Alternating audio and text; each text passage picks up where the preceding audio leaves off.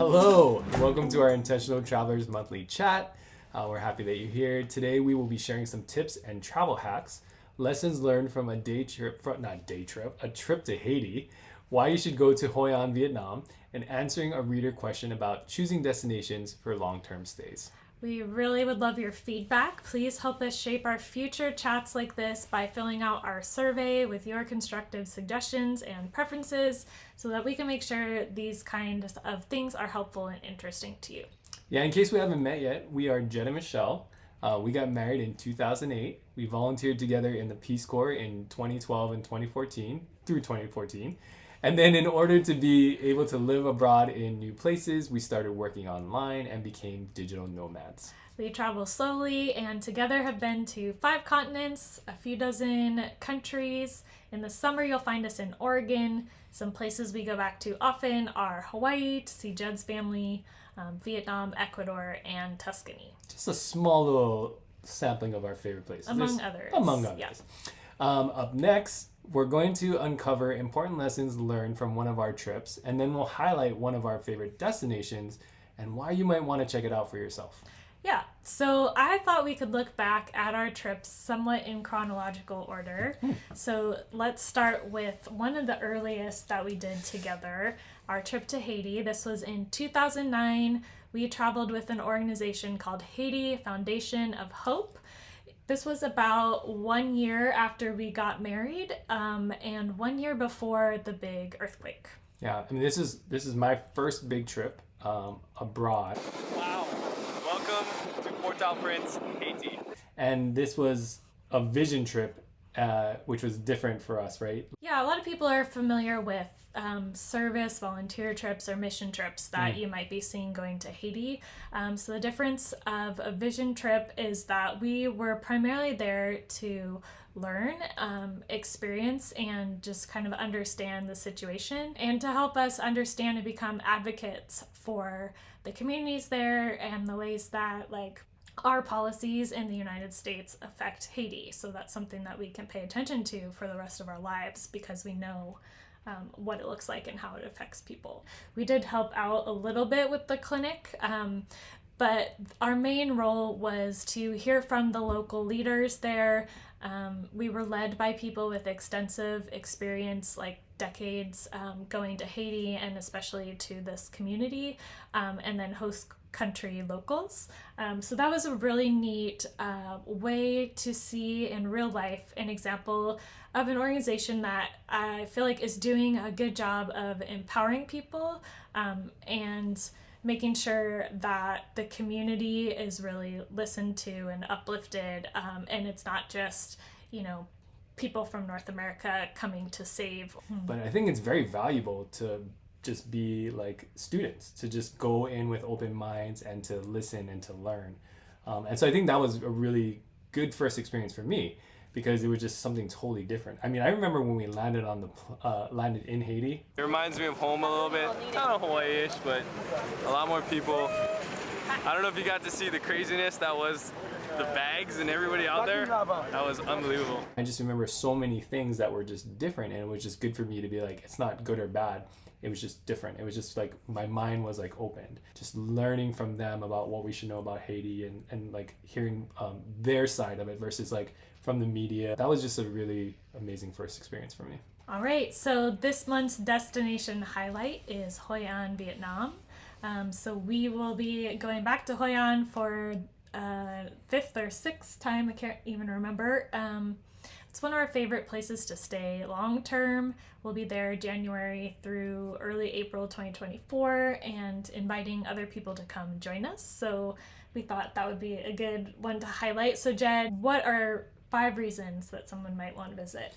5. I mean, I could give you a million reasons, but let's start with 5. So I think the number one thing for me, and I don't know if you probably feel the same way, but it's just a whole different type of culture and world. It feels like a very safe place to kind of learn and explore, and to just be fully immersed in something very different. Because it has this mix of modern amenities and technology with traditional ways, it really lets you see people plowing their farms with water buffalo, or the way that they carry things with bamboo poles, and those things are a part of everyday life, so it's very easy to be immersed in them. And then also there's a lot of like small family run businesses, so you go to a restaurant and you're actually eating in the first floor of someone's house, so you're really upfront with or close to people's everyday lives. If you're not familiar, it is a UNESCO World Heritage. So the ancient town, it was an old port city between places like Japan, China, even the West. So there's all those influences, and just really beautiful UNESCO World Heritage zone. It's where the river connects to the ocean. So that's why it's that majestic port. And it was preserved through the war. I mean, amazingly. Something else we love there is the food. So Vietnamese food has wonderful textures, fresh ingredients. And having traveled across Vietnam, not all restaurants are super approachable, but because Hoi An does see so many tourists, it is a little bit more, I mean, it's a lot easier, I would say. You have a lot of English menus, or at least picture menus, so that you can kind of show up and participate in the restaurant without too much trouble not speaking Vietnamese. Yeah. There are a lot of great day trips, so Hoi An is a great place to base yourself. Within, I'd say 45 minutes or maybe an hour, you can get to the Marble Mountains, which is a little bit hard to describe. It's kind of a natural and a spiritual destination. Mison temples are ancient temples, a lot like Siem Reap, but much smaller because they were affected by bombings during the war. There's the beach, like 10 minutes away from town. Lots of little villages, beautiful rice paddies all around. Da Nang is just 45 minutes away. That's the main airport, and it's a real big city. So if you want your movie theater or, you know, going to the doctor or something like that, you have a lot more choices very close by. And then Hai Van Pass, that's pretty famous, at least according to, what's that show? Top Gear. Yeah. It's an old episode, but they had traveled from the south of Vietnam to the north and went through the Hai Van Pass, So which we've done a couple times. Scenic road, yeah. I think in general, though, it really is a very special, beautiful place. Well, next up, we have a Q&A section. Here, we'll either answer a question from you, or we'll also share something that you might have taught us this month. So today's question comes from Jeff. Hi, Jeff. Jeff wanted to know, how do you select locations for long-term stays? How do you evaluate affordability compared to other locations? How do you select things like the country, city, and even the neighborhood to stay in? They are interested in long-term travel in the summer since it fits with the school schedule, but they need affordable, family-friendly places that they can stay for 4 to 6 weeks. So how would you help Jeff? Yeah, from personal experience, we initially started where we already had some local connections. I know not everyone, knows people in different countries, and that's totally fine. But even 2 Degrees, or kind of doing a shout out on social media of like, hey, do we know anyone in this place? Right. Which has actually worked for us, getting connected, to a place to stay in Denmark. But so starting with your personal interests, there are really no wrong answers. If there are regions that you're personally interested in, obviously you can start there.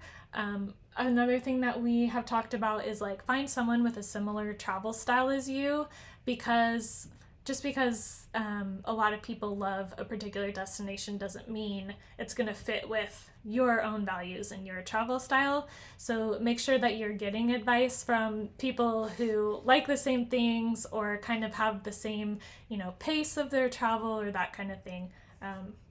Wouldn't you also say that, like, Google searching using certain keywords might help you find like a potential traveler who has similar things? So if you're a family and you want to do long-term travel, so you can see I'm already saying some keywords, affordable family long-term travel, you might stick that into Google. You're going to find tons of family blogs. Exactly. And you're going to have to filter those. It's obviously not as, maybe a direct connection to somebody who you know personally. But that being said, though, like, we use those kind of keyword searches all the time, and it helps us to see like who's doing what. And oftentimes you'll find common threads that, maybe like, oh, everyone's talking about Hoi An, Vietnam. We should check it out. Yeah, I feel like I found a lot of our destinations just from other bloggers who I knew, had some kind of similarity to us. And then I just pay attention to where they're going and if they like the place. Mm-hmm. Some other tools that we recommend, Nomad List is a website.